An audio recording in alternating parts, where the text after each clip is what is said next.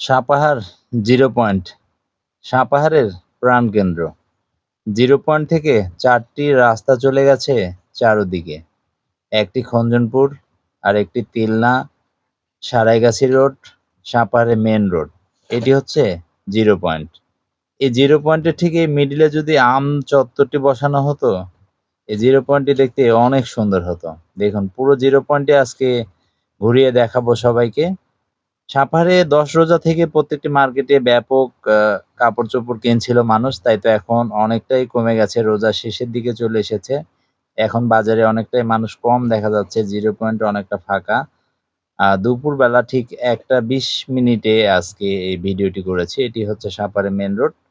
Main রোডের সবসময় zero point থেকে ওয়ালটন মোড় পর্যন্ত ব্যাপক এই জায়গাটিতে মানুষ থাকে। রাস্তার উপরে বিশেষ করে গাড়িগুলো থাকে। এমনভাবে ৩-৪ সার করে ভ্যানগুলো রাখা হয়। তাতে করে বেশি এই জায়গাগুলোতে হেঁটে যাওয়াও কিন্তু বেশ মুশকিলই হয়। এপাশে রাস্তার উপরে সিএনজি, দোকান সবকিছু মিলে।